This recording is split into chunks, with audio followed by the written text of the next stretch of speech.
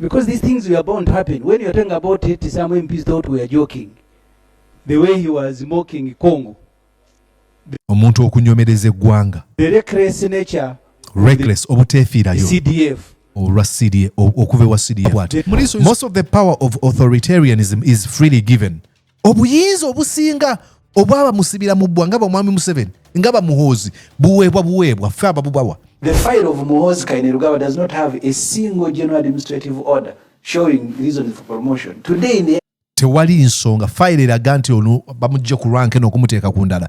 File gye bakozesa mu UPDF eya Muhoozi teyina weeragira nti ono bamulinnyisa eddaala olwa kino kye yakola. It is Salim Saleh who came to preside over.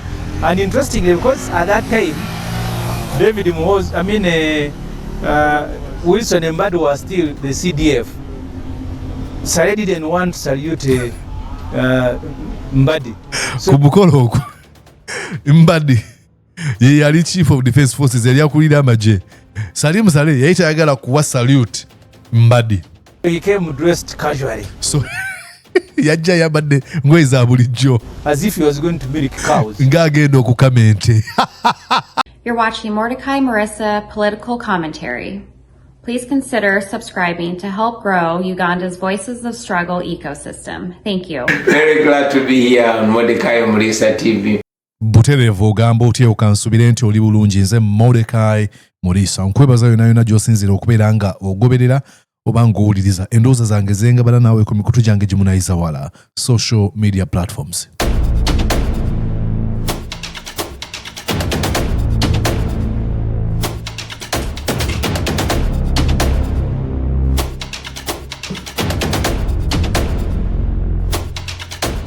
Olwaleero tugenda kutunuulira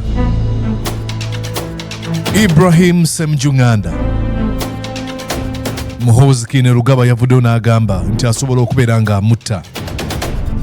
Kiki ekyanyiza Muhoozi okutuuka nga ayogera ebigambo ebyo? Of course tukimanyi nti ayinza okuba nga bino byonna abyogera under the influence of something. Abasinga bagamba nti anywa omwenge asuula mu bbaala ng'ayita Tembo. Naye omutamivu tabagambwa. Lwaki yabeera avaayo ayogera ebigambo bwe biti?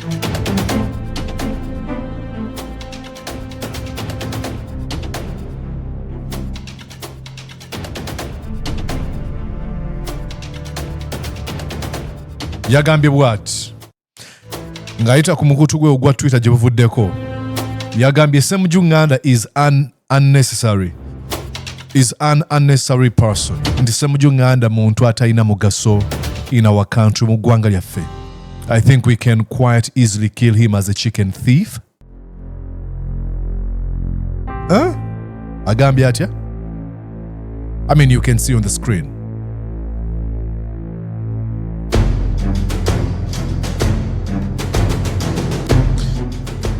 Semujju Nganda is an unnecessary person in our country. I think we can quite kill him as a chicken thief. For him, I need no permission from anybody. Bwemba wakumuta seetaagala okusa kuva mu muntu yenna. From now on, every time Semujju utters my name anywhere, okuva n'olwaleero, Semujju Nganda bw'addamu okwogera erinnya lyange ng'alyogerera awantu wonna, I shall arrest his relatives. Nja kusiba eŋŋanda ze. Ebyo ebigambo bya Muhoozi Kainerugaba. Unbelievable. Unbecoming to be coming from the chief of our defense forces. But hey, once you have clowns in the positions of power, you can be surprised if you receive a circus. So we are witnessing a circus going on, and the clown is already enjoying the throne. Tosobola kukikkiriza.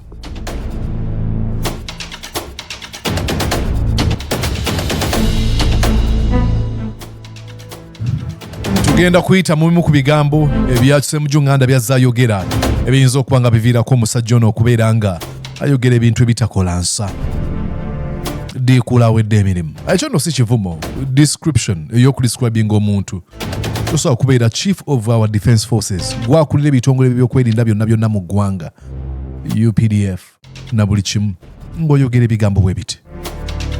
So let's go on and watch biki ebyamuviirako okubeera ng'ayogera bw'ati. tugenda tandika ku bintu bya zayogera nga bwe nkugambye azze wa comments ku bintu bingi nnyo ebyandibadde bimuswaza netaswala. Tugenda kwogera Semujju Nganda bwe yali amwogerako ng'ayogera ku bukyamu butya bw'akozesa emikutu gye egyamunaayiza wala. Ensonga y'okutta Besigye Semujju yagyogerako, butya SFC bwegenze maaso n'okubeera ng'ekuza abantu abava mu kabira y'emu. Emyaka gya Museveni n'okuba ng'ateekateeka mutabani we Muhoozi n'okuba nti Museveni yamugamba sooka olindeko tojja 2026 tujja kutuuka ku butya bwe yasirisa akabinja ke aka MK Group. Ensonga nyingi nnyo ku Besigye n'ebirala ebya Muhoozi byazayogera. Si Muhoozi byazayogera. Muhoozi byazayogera naye nga biweebwako comments okuva ewa Ibrahim Semujju Nganda. He's a drum major. Naye nga sinabagenda mu maaso nandyagadde okutegeeza gwandaba. There's power in speaking up. Speak up. Speak out. Kunayinjumyamukko ne Mugisha muntu yaŋŋamba msinga okwogera tekuwali na maanyi wala abantu abagamba gw'oli oyogera bwogezi. Singa okwogera tekuwali na maanyi singa Museveni tasirisa ate boogera. Singa takungira abantu nga Bobi Wine kugenda ku mikutu gye munaayiza wala ku mikutu gy'amaladio ne TV Besigye. Singa ekyo okwogera kwali kwogera bwogezi era nsobola okugamba nti okwogera kulimu amaanyi nti kubanga gwe naawe kennyini ali mukundaba nkiwa olina programs nyingi nzo ze wandibadde okola naye ogambye kazidde ebbali nsooka empulirize Muliisa kyayogera. Omulala oyinza okubulina ku mirimu gyo nga ndi mu headphones zo nga mwenjogerera. Okwogera kulimu amaanyi. Tewabaawo omuntu yenna yenna akugamba nti okwogera mwogera bwogezi. Kulimu amaanyi. Bwe kirowoozo ekiri mu nsi oba buli kintu kyolaba mu nsi kyatandika ng'ekirowoozo ne kiteekebwa mu bigambo ne bifuuka ebikolwa.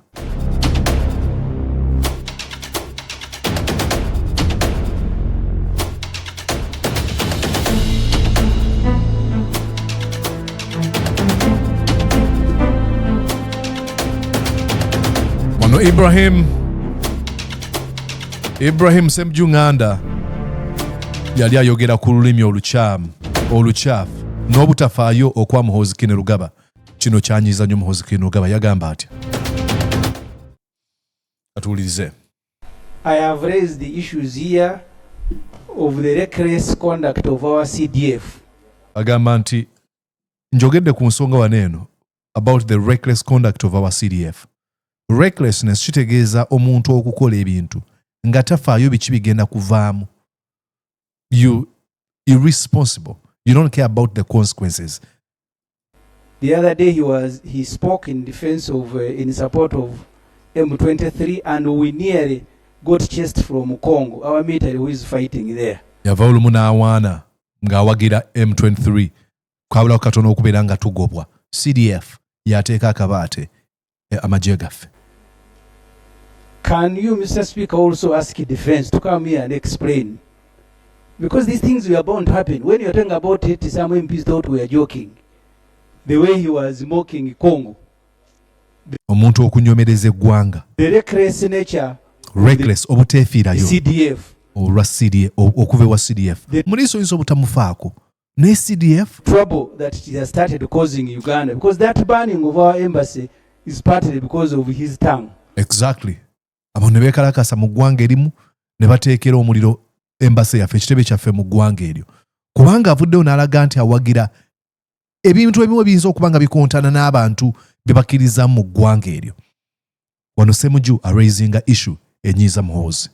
Can you, Mr. Speaker, procedurally ask defense to come here and explain if now they have contained his tongue? Because soon as tusobola okusaba byokwerinda bajje waneeno oba basobodde okubeera nga bakwata olulimi lwe. Then later you'll have a problem either with Khartoum. Agamba nti mu mangu okusinga okulwa tuyinza okufuna ebizibu ne gavumenti ey'e Sudan gamba nga Khartoum oba Ethiopia. There it was Kenya. Now they are banning our embassies our embassy in Congo. Kati batandise okwokya ebitebe byaffe Congo. The statement which we are expecting tomorrow. Munansonyiwa. Bano bonna bamutya. Bamutya. Tayebwa, taina cha the statement which we are expecting tomorrow. Grow up. Yogera. Gamba kino kikyamu. You will speak of a parliament. Yogera gamba nange sikanya nacho. But I'll tell you what happened to these people. So let's first get a statement tomorrow, okay? Then if there are any cry for But you can as well condemn. He's not doing it for the first time. Tusaga katulinde statement okuva nawe kenyini bivumirire oli speaker. applications from government, they'll be made here. They'll be made. Number 2, abantu kati biki byayogera bitali musa mbu tulindeko ebigenda okuva eri tulindeko okuva mu defense kye bagenda okwogera. Oli mu Uganda lwaki tovumirira bigenda mu maaso ebikyamu byolaba naawe kennyini naye babifaako bamutya. Tugende gye buvuddeko bwe yabadde ayogera Semujju ng'ayogera ku bya Muhoozi bwe yagamba nti yandiyagadde okubeera ngatta Dr. Kizza Besigye. More worrying, the CDF, General Muhoozi Kainerugaba, announced that Dr. Besigye will be hanged. Yalangirira nti Besigye bagenda kumutuga. Mr. Speaker, I did not take the statements of General Muhoozi seriously, but now I do. Why? Nabitwalanga ebyokusaaga naye kati mbikkiriza si yakusaaga. He said they will go and attack Kenya, they will be in Nairobi. Actually, I thought it was a joke. But Dr. Besigye was kidnapped from Nairobi. Yalabula n'agamba nti bagenda kusalako Kenya. N'alowooza nti byakusaaga. Ne Besigye bamukwatira Nairobi. We had some other colleagues, 36, kidnapped from Kisumu. Look at this guy. Talina yadde kyasobola kukola. Ensimbi zaamuziba amaaso yali awo okutuula butuuzi. Gwe mulimu gwabwe. Sigamba nti olwo mu speaker nti oba alina ekintu kyasobola okwogera. Never. Ali awo. Atya Muhoozi, atya Museveni. Kintu kimu kyalina mu mutwe. Nkoze ntya okwegaggawaza okufuna ensimbi. For me, I don't need any further evidence that actually they attacked Nairobi and took it over long ago. When the other day he called General Erweru a buffoon. Yayita Erweru buffoon. I kept emponga byoya bwe yamuyita. asking myself, did he ever do something buffoonery for General Muhoozi to begin calling him a buffoon? I don't like it. Abantu mu Uganda basekaseka ebitali mukati. What is funny? Abuuza nti ekyatuusa okumuyisa omusiru. Alina ekyobusiru kye yakola. And for UPDF officers who are here, you must be very careful with what you do. I kept asking, what has he done? My memory took me to Kasese, where he commanded the attack on Lubiri. Yayongera okwebuuza nti Erweru yali akoze eki ekimutuusa okumuyisa omusirusiru omubuyabuya okuva ewa Muhoozi. Najjukira nti yakulembera okulumba olubiri lw'omusinga w'Erwenzululu Charles Weziri Mumbere Iremangoma. And I said, is that what Muhoozi was referring to as buffoonery? Neebuuza nti Muhoozi kyekyo kyabadde amuyitira omusirusiru. So I am using that as an illustration to say I take his statements because our colleague needs protection. He said his New Year resolution includes arresting General Erweru. I am happy General Erweru is here. Ate jjukira bwe ayogera ebyo ayogera muyita erinnya lye Muhoozi. Njagala okutegeeza nti Muhoozi ayagala nnyo abantu okumutiitibya n'okumuwaana nga bwazze ayogera ebintu eby'enjawulo. Waneeno omulaba me with my brother Alan Kasujja 7 years ago, they used to say Banyankole were taller than Baganda. Nebagambanga Banyankole bawanvu okusinga Abaganda. But Alan is 6 feet 11 inches and I'm 6 feet 3 inches. May Almighty be praised, for he is not tribalist. Kati agezaako okulaga nti bagambanga nti Abanyankole bawanvu nnyo okusinga Abaganda. Naye Alan asingako bu inchi bumeka nga buubwo.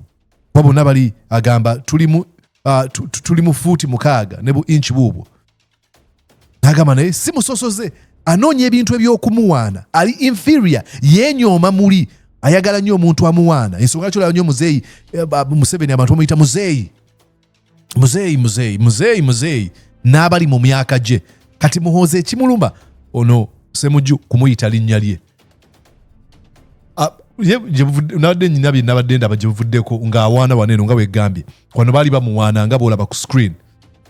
mwebale abanyabushozi, mwebale ku Nkunda. This is a great song. Mwebale nnyo abantu b'ennyabushozi, mwebale nnyo kunjagala.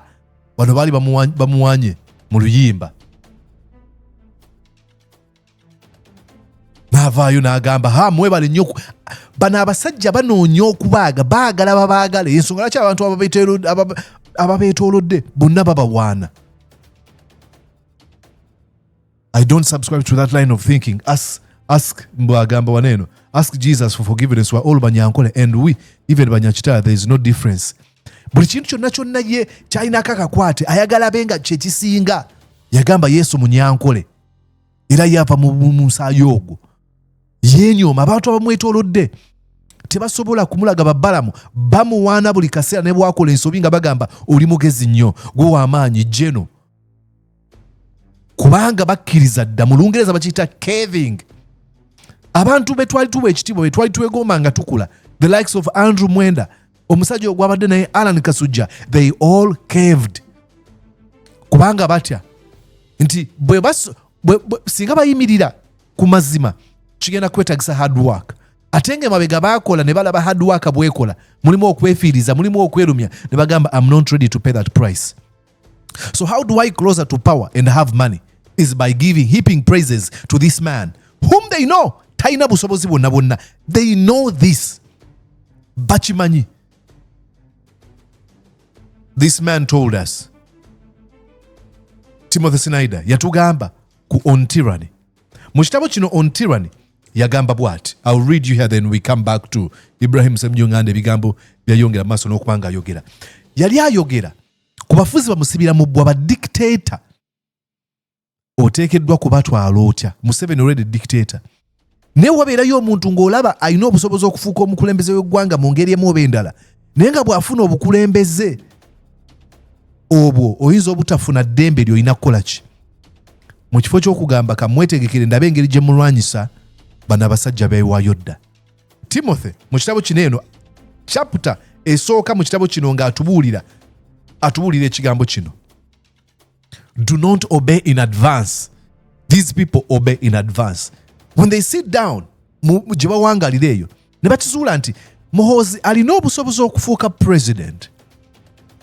Nti, by the way, olw'okwagala okuleka status quo, abantu abamu ababbye eggwanga okusigala nga litambula nga bwe lyali, basigale nga bakyabba ku bannansi, basigale mu bifo byabwe, n'agamba sijja kukkiriza muntu yenna yenna kujjawo okuva ku opposition katukkiriza ono atalina kyasobola abeerewo kasita tagenda kunnumba, tagenda kunzijako kye nnyina.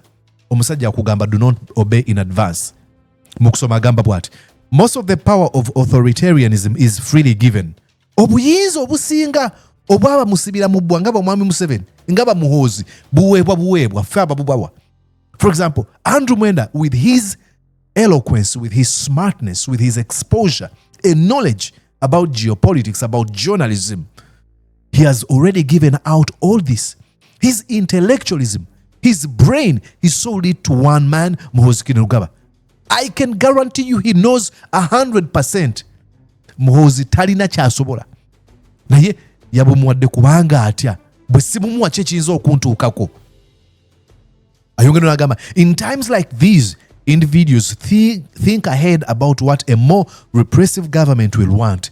Abantu abamu balowooza mu maaso, balooleza mu maaso bagamba gavumenti yamusibira mu bweno bwejja eyinza kubeera etya, eyinza kwagala ki? Then they offer themselves without being asked. Ne beetunda, ne beewaayo nga tebannaba na kubeera nga basabwa. Why? Abantu bawulira. Ebintu ebyowulira abantu okuyitaayita abantu ebitiibwatiibwa. Tonnaba kumumanya naye omuwa ebitiibwa. Kubanga already otegedde nti ayinza okujja, ayinza okubanga ansingako mu social hierarchy kati kamuvunnamire nga tanaba kunsaba kumuvunnamira. A citizen who adapts in this way is teaching power what it can do. Munansi yenna akola kino kye batugambye obeying in advance, alaga obuyinza kye busobola okukola. Alaga Bamuhoozi nti osobola okukakkanya abantu abagezi ba Alan Kasujja, osobola okukakkanya abantu ba Andrew Mwenda abagezi, obuyinza kye bukola. Obajjako eddembe lyabwe okwetengerera, obajjako obusobozi bwabwe okutendeka abantu abalala babeerenga bo. obafuula ba bulijjo ottattana ebiseera bye bamaze nga bagezaako okuyiga ebintu ebyenjawulo. This is what obedience in advance means, and this is what Muhoozi Kainerugaba has done to folks like those people, the Andrew Mwendas. It is very sad, but I'm so glad we have people like Ibrahim Semujju Nganda who stand on their word. Nebongera okubuuza ebibuuzo bwe bityo. Let's go tulabe ate olunaku olulala yayogera ku kindooza waneeno yali ayogera ku myaka gya Museveni. The branches of UPDF are determined by law, not by Museveni. They are determined by the UPDF Act. We set them up as Parliament. Museveni cannot change them. The land force, he cannot wake up there and say land force now has become marine force. It can only be done by Parliament under the UPDF Act. So this army is not in the law. It is his army. It is as controversial as the recruitment and promotion and deployment of his son. Yakuza atyo omwana we ayogera ku Muhoozi. Last time Agra Award says Museveni's son is in the army, he said no. Olunaku Agra Award yabasooka okwogera n'agamba nange mutabani wa Museveni ali mu magye baagamba nedda oyo wa LDU. My son is LDU. Local Defense Unit. Gaddafi visited Anatkolo, he promoted him to major. He has got a sharp memory and he comes with receipts. Ebyo Muhoozi bye bimuluma. Because abantu bonna baalina abali ku ludda lwe, they're not formidable. They're not coherent or cohesive. They're not eloquent. Kabanda Daudi, Baram Barugahara, Mawanda, Lilian Abba, ani agenda okwogera bw'ati. When you are promoted in UPDF, every single soldier has a file under the Chief of Personnel and Administration. When you are promoted, there is what they call the General Administrative Order, showing reasons why you are promoted. The file of Muhoozi Kainerugaba does not have a single General Administrative Order showing reasons for promotion. Today in the tewali nsonga file eraga nti ono bamujja ku rank n'okumuteeka ku ndala. File gye bakozesa mu UPDF eya Muhoozi teyina weeragira nti ono bamulinnyisa eddaala olwa kino kye yakola. You cannot by the UPDF Act, they are not there. The same way the file of Qatar had disappeared in Makerere when she got admitted without qualification. It is not there. So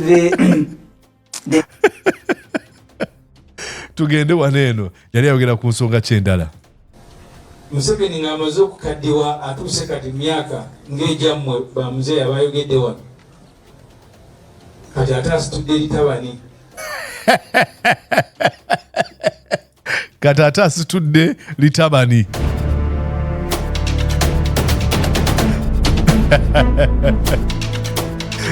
Amwogerako nga bw'ali ebyo bye binyiiza Muhoozi. Kati ate asitudde litabani.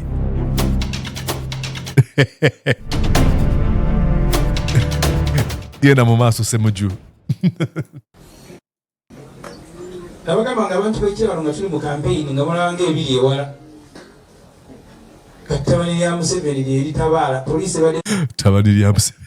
Tubuuza wano lwaki mutadde wano meeting? Kati tubye temufulume. Kati ezaffe meeting za kukweka eno munda. Now that's exposing the hypocrisy and double standards.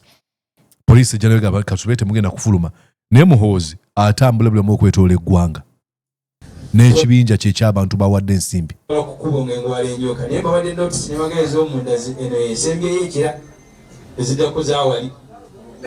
Nimbawa notice ng'obudde bukyali awa poliisi. Interesting. Katuwaneeno yali amwogerako. Bino bye binyiiza Muhoozi bye mbadde ngeza bye nkulaga. Under the Constitution and under the 2005 UPDF Act, Muhoozi's joining of the army did not follow those procedures. Teyayita procedures ez'okuyingira amagye. His promotions, because one of the ranks, the rank of a major, was given to him by Colonel Gaddafi. And he becomes the first military officer to announce his retirement. Because retirement is institutional. Yeah. UPDF announces that yakera ku makere erangirira nti avudde mu magye aganyuse will be retiring. In fact, kikola naye Muhoozi alina olukusa okukikola ekyo. At the beginning of every financial year, UPDF submits through the Ministry of Defense a policy statement to Parliament requesting for money to deal with retirement, because retirement goes with the packages and they plan that this financial year we intend to retire so many colonels, so many generals, and money is provided in the budget, because on the day of retirement, people are supposed to get their retirement benefit. So Muhoozi becomes the first officer to announce his retirement, and that will have nga wagambye nti enteekateeka z'okulekulira mu magye tokera ku makya ne weerangira, kubanga okuva mu magye n'olekulira kijja n'obusiimo na buli kimu n'enteekateeka ez'enjawulo gavumenti zeekola. Naye gw'okera ku makya ne weerangirira si bwe bikola, obeera omenya amateeka, naye Muhoozi bw'akikola tewali buzibu bwonna. Far-reaching ramifications to the rest of the military officers, because what will stop Tunyefuza from announcing his retirement? Yeah, bw'akikola kye kigenda okusirisa abantu abalala okubeera nga nabo bakikola. When you say he walked himself into the army, are you speaking Wambuuza nti bw'ogamba nti yeyingiza amagye otegeeza ki? From a seniority perspective, you or see, somebody with facts? I was at the university 97, 98 when Muhoozi was reported to Parliament by Honorable Kenny Ruchamu's Underground Award. They said that Museveni's son has joined the army, and the president came out and said, no, he did not join the army, he's LDU. Kyekyo atugambye nti bamuloopa n'agamba nti mutabani wayingidde amagye, tate n'agamba nedda si w'amagye wa LDU. So that's how Muhoozi joined UPDF. First part of the Presidential Guard Protection Unit, which was PPU, eventually to SFC. So kanayingira amagye agayingira atya staita mu mitendera mituufu asookedde eri PPU, Presidential whatever unit ye yali mukume yavaamu SFC na whatever, then namaliriza until recently when he was appointed to command of land forces. But also all these things you see in the military, yes, there are many things that happen, but the president owes us an explanation. Someone Absolutely. Who he promoted just the other day and gave him bino bye binyiiza Muhoozi Kainerugaba bw'alaba nga Semujju agamba nti twetaaga okubeera nga tunnyonnyolebwa, tokera ku makya ne bakuwa kifo oba amagye ogayingira otya, ne oba mutabani wa president oteekeddwa okubeera nga otunnyonnyola. Tugende wano bu clips nyina bungi naye nga mmaliriza bino bye byanyiza Muhoozi okugamba nti yandyagadde okutta Ibrahim Semujju Nganda. change the message. The rest of the changes in the military for the first time, and I have covered them 7 for the last more than 20 years. The list also has the guest of honor. Who will be the guest of honor when Mbadi is handing over to Muhoozi Kainerugaba? And Museveni says the guest of honor will be Salim Saleh. It is the first time that this is happening. And that message is telling everybody that we are now under family rule. Because after Museveni and his brother and his wife, I think the person that occupies number 4 is Muhoozi. And within the military, I think Muhoozi cannot even answer to the Minister for Defense. Imagine that, excuse me. Function like a handover. Museveni should have allowed the Minister of Defense to preside over, at least to create an artificial impression. Ku mukolo gw'okuwaayo obuyinza that the Minister of Salim Saleh yajja okubeera nga presiding officer w'omukolo ogwo mu kifo kya abadde Defense is in charge, because they Minister w'ebyokwerinda. hierarchy of the defense that the CDF is answerable to the minister. But if the minister cannot even cannot be entrusted with presiding over, Minister w'ebyokwerinda tasobola kubeera nga aweebwa olukusa okubeera nga presiding over, ng'abeera ku mukolo ng'omulungamya oba ng'omugenyi omukulu nga balina kuleeta muganda wa Museveni Salim Saleh talina kyali mu magye. the handing over of office, here you are just a minister in a name. Obeera awo minisita waalinnya tolina ky'obeera oli gye bali. There is no legality. Kimenya kitya amateeka naye ate wali tteeka ly'obumenye. In it is not illegal what he's doing. You cannot accuse him that he's doing something illegal, but he's doing something irregular. Tamenya amateeka n'ekintu kyakola kya butaliimu. Waliwo some sort of norms. Tegeera waliwo obuwangwa bw'etteekawo enkola y'ebintu bw'ogimenya.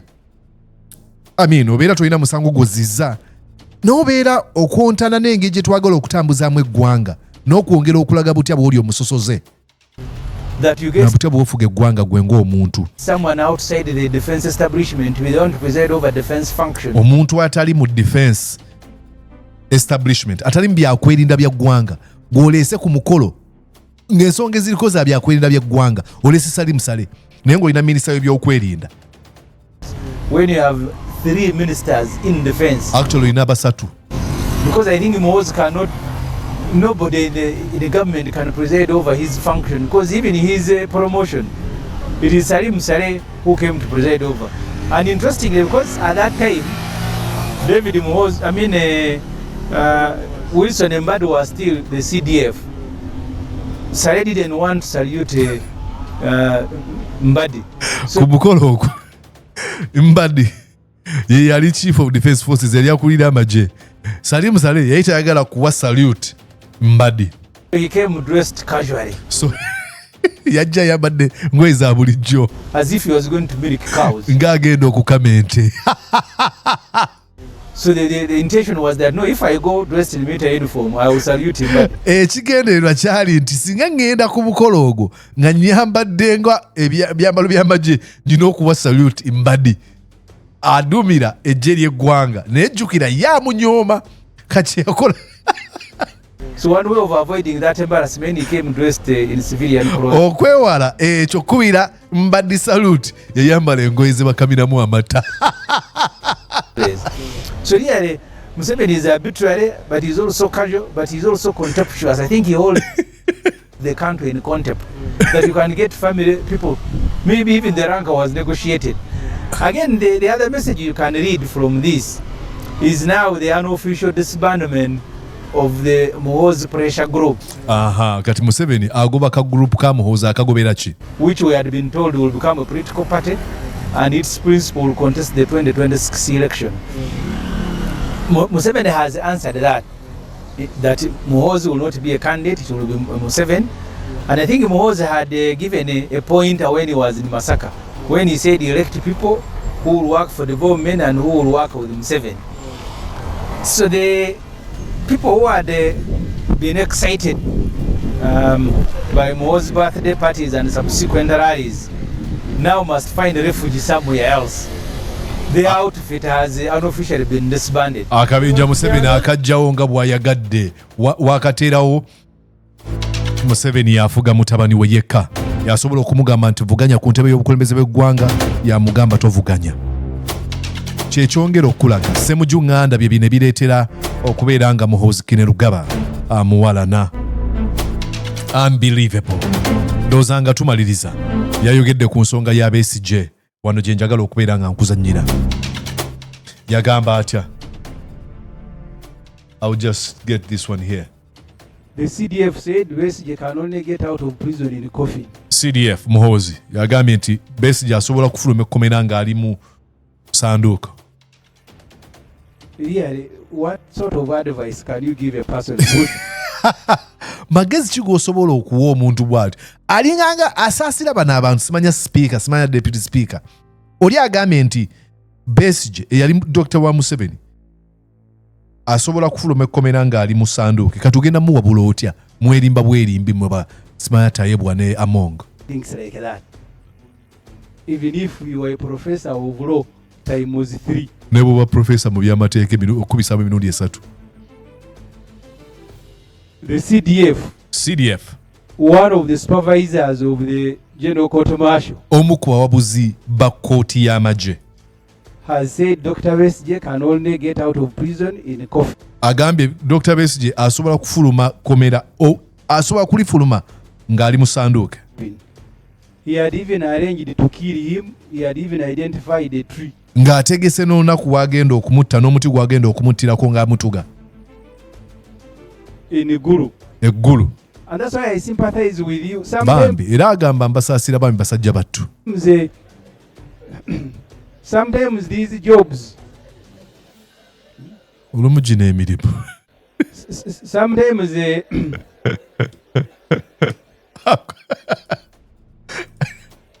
Semujju Nganda gambye olumu mbasaasira gino emirimu gye mukola. Nze speaker.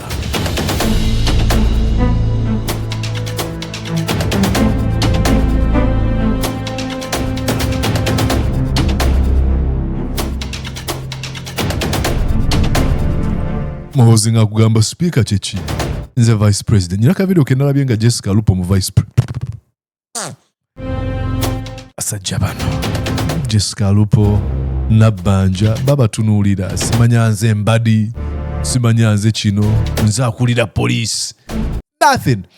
Obuyinza obwa police simanyi obwa speaker osobola kubulaga. Kuba kaceere baffe abatalina kye bali. Naye tusobola kubulaga mu ngeri y'amateeka. N'ogamba nondeddwa okubeera sipiika wa Uganda kankule nga bwe kiteekeddwa okubeera nga kikola buli kimu. Obeera omaze okuluzinga bakugoberawo. And then you're proud to call yourself a speaker. Speak over what? Simanya nze vice president. Do the right thing and show me how you keep a job.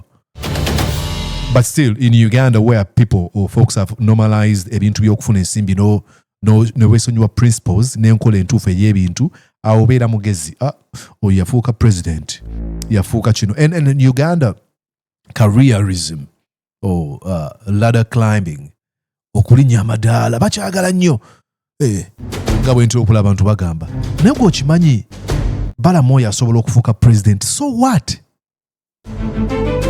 Bw'afuuka president kimuggyako okubeera dog sitter, alabirira embwa za Muhoozi, obsequious, lucky, ne kimuggyako okubeera nga yevunnamya. Abantu balina okutya. Mumulaba kwegonza naye yasobola okufuuka president. Osobola okufuuka president basigala nga bakukozesa ng'okozesebwa abasajja abasinga obugaga mu ggwanga eryo. It doesn't really mean anything. Naye gwe gwamanyi unali mu kifo kino eno. Nange bwe nali nga nkyali mwana muto nga mmanyi njagala kubeera bwe nnaakula njagala kubeera mu kifo kino. I realize it's just really hogwash. Abali mu bifo ebyo tebalina njawulo gye balina naawe. Ffenna tusobola kubeera bakulembeze eggwanga limu obukadde 45. Tesobola ffenna kubeera ba president, mulina okubeeramu omu. Naye afuuse president kitegeeza nti wanjawulo kuffe. Kyusa endowooza yo. So this is why Ibrahim Semujju Nganda alina obusobozi okwogera ku Muhoozi n'anyiiga. Kubanga yamutwala nti oli nganzi tewali kyanjawulo ky'oli. Muhoozi n'agamba ngenda kutta.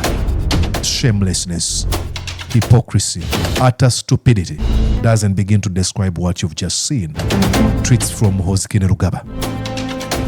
My name is Muhoozi Kainerugaba Kansubire. Show ekunyumidde mbulira wandiika mu comment section bw'oba otuuse wano kiraga nti ogirabye yonna mu bulamba. Dakiika kyenkana 40. That's amazing. So teekawo mu comment section ondage nti obadde ku mbulira gy'osinzira nja kuyitamu ate nange nkubuuzeeko. Tuddingana olunaku lulala weeraba.